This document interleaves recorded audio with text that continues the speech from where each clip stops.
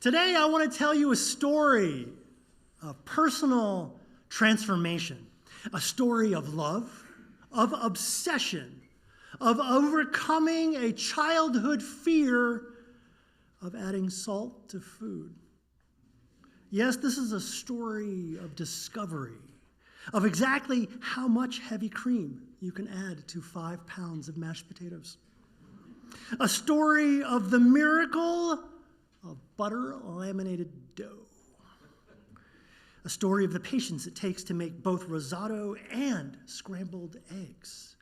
And a whole new me that arose out of the ashes of a career in sales. Okay, so maybe not. My story today is just a little bit smaller, but I do want to go back. I want to go back about 15 years or so now to when my kids were really small, smaller even than you, Henry. Small, really small. My wife and I were emerging from the fog of war that enfolds all new parents, and like many asleep-addled adult, I felt like I needed a whole new life. But since we needed the income, a midlife crisis relocation to the Caribbean to teach scuba was not going to happen. Instead, it was decided that I needed a hobby. And that is how I ended up taking 2 years of night classes at a local French cooking school. I want to say that I remember everything I was taught, all those techniques to produce all those culinary classics, but sadly, no. I haven't tossed my mother's old copy of Mastering the Art of French Cooking, and I'm not likely to do that. However, I am handy with a kitchen knife. I also know that it is impossible, I don't care what they say in that recipe, it is impossible to properly caramelize onions in 5 minutes. And I believe that I now probably add enough salt for anyone short of my beloved wife, who got her own salt lick this past Christmas. I'm kidding. I harbor no interest or intent to become a professional line cook, a pastry chef, a head chef, or some shorter and more bald version of Anthony Bourdain. And because of that, I suppose that some would say that my investment in cooking school was wasted. After all, my career was in sales, and it could have been much more efficiently served with a different investment, like an MBA, for example. And that's true. My career did not magically blossom because of my detour through French cookery. But I do eat differently. And I order differently at restaurants. I also tip better. By and large, I like to think I am a more interesting person. I am different for having had my culinary school experience. And one of the things I'm now keenly aware of is that preparing food to share with others is a gift. The gift of food is a manifestation of time, money, and attention. What gets shared is a little window into another human life, into their history, or curiosity, or personal meaning. And that feeling, that sense that food can be a gift of love, that is largely why we do them here every month. We do dinners here at UUSG because once upon a time, I was sleep deprived. How cool is that? A little bit of connection, a wrinkle of causation rippling across time and space. The book, Ethics, written by the philosopher Baruch Spinoza, was published in 1677. Spinoza was not the first philosopher to talk about the interconnectedness of all things, but he was one of the most thoroughgoing. Spinoza suggested that all things are actually kind of one thing. And that one thing, what you might call God or nature, is infinite in extent and eternal in time. We are all one thing. You, me, the pew, the cold winter air, the climate, this planet and every other planet, here, there, and everywhere across all time and all space. One thing.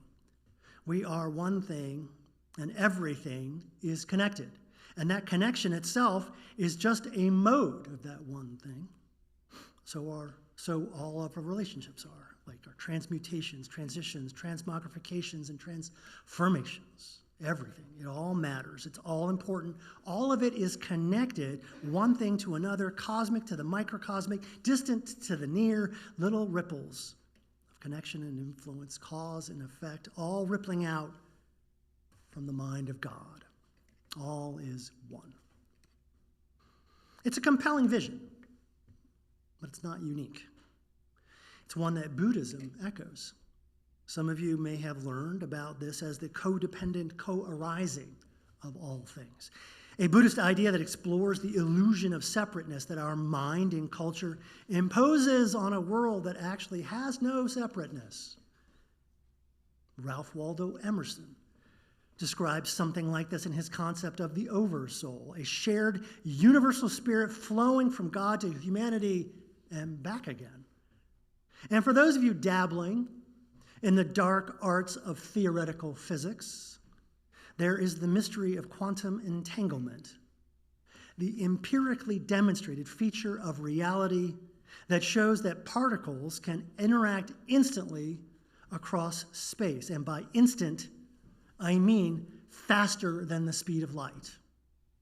And that is supposed to be a big no-no. I like to think that all of that, at least in part, is why the Unitarian Universalist Association in our General Assembly this past summer voted to lift up 6 shared values.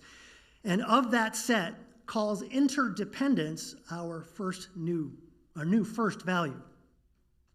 We say this of interdependence, quote, "We honor the interdependent web of all existence and acknowledge our place within it," end quote. This idea that we are interconnected with the totality of things, that this is one of the ways that we express not only our solidarity with the earth, that is our home, but also the way we talk about our total dependence on the bounty of nature and our obligation and responsibility to ensure that nature stays healthy enough to sustain us and our children 7 generations down the line. Now, we moderns have moved on a bit from the metaphysics of Baruch Spinoza. We've learned that, to an extent, Spinoza was right. All of the reality we can see with our eyes, hear with our ears, touch with our fingers, all of that reality is constructed out of common little bits. Today we call them atoms. But we've also learned that atoms are not the most fundamental bits of creation. Atoms are made up of all manner of strange beasties. And those protons, neutrons, and electrons themselves are made up of even stranger things. And we've learned that these quantum bits, these quarks, they're always moving, always changing. We've learned that if anything is true, maybe this is it. Everything changes all the time. Galaxies spin, stars burp, seasons change, and the arc of human history bends towards justice. Today, if we were to ask, what is the ultimate nature of reality, we might be justified to say, of all there is, and whatever it is that is what we know, is that it will change. Interdependence and connection on the one hand, transformation and change on the other. And that is my big thought for the day, because these values are related.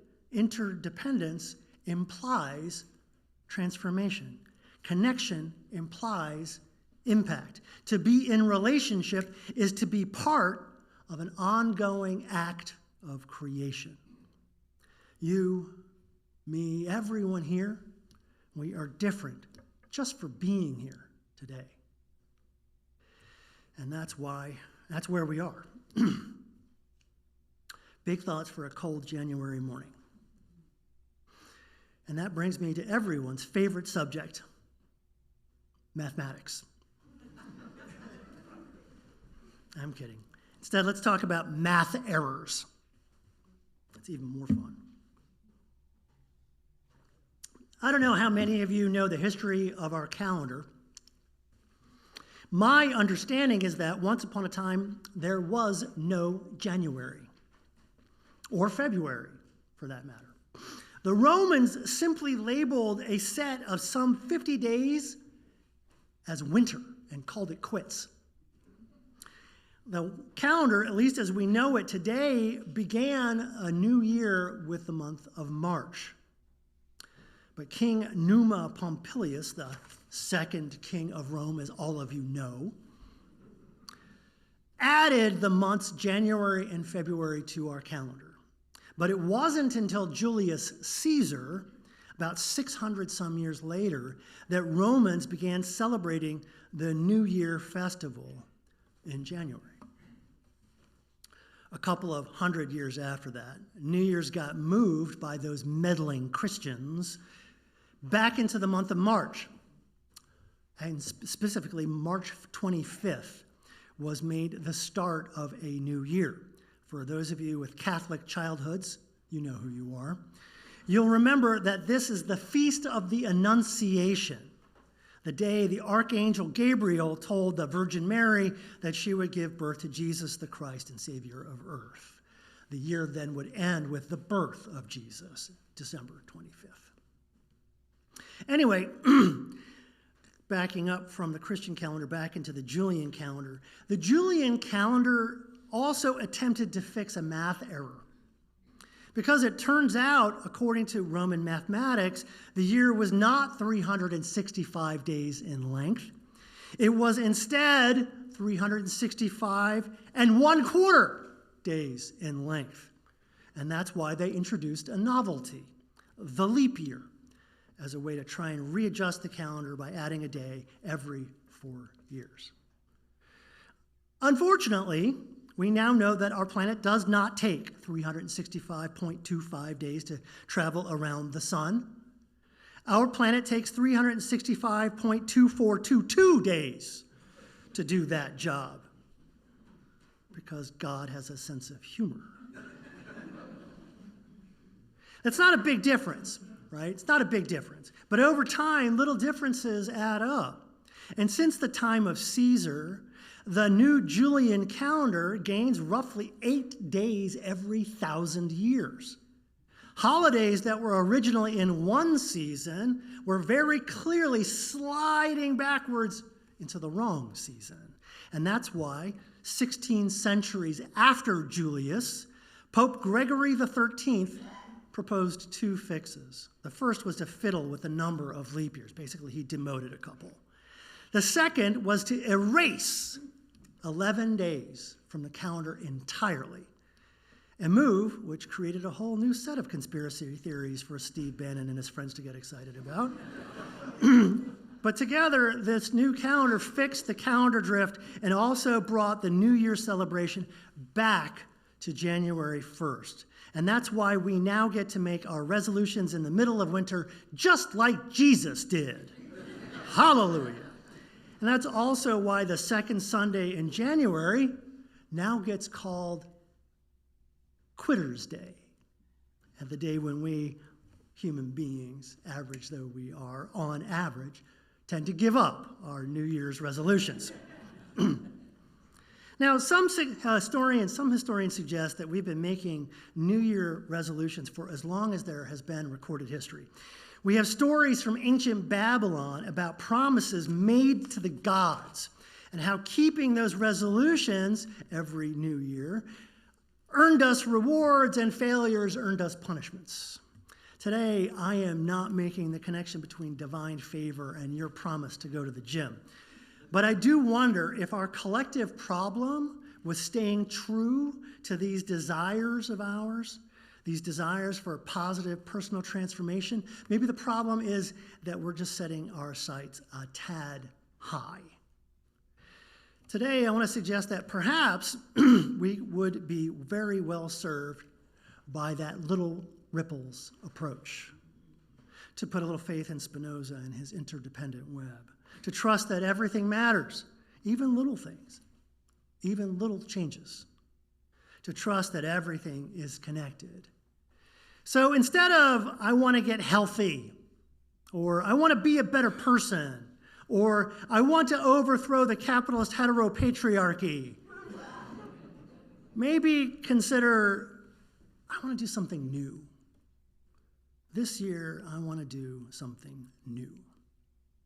Because introducing a little novelty can have weird, unexpected, perhaps delightful, perhaps even delicious consequences that are impossible to see in advance.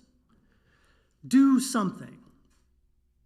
But I want you to let go of the expectation that it will fix you, that everything will be different, that your entire world will be transformed.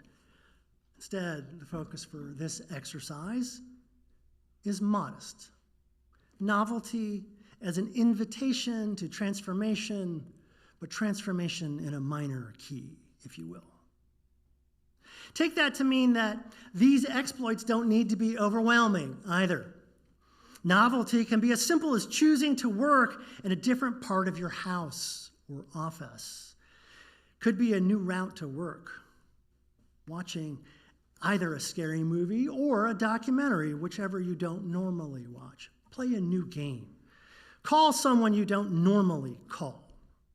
Try out that new podcast or that new band. Host a dinner party.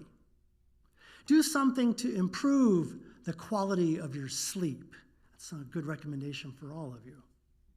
Get a tattoo. Okay, for those of you that are pain avoidant, maybe not that last one. But maybe take a class. Just not one that will help your career. Take a class that has no end game.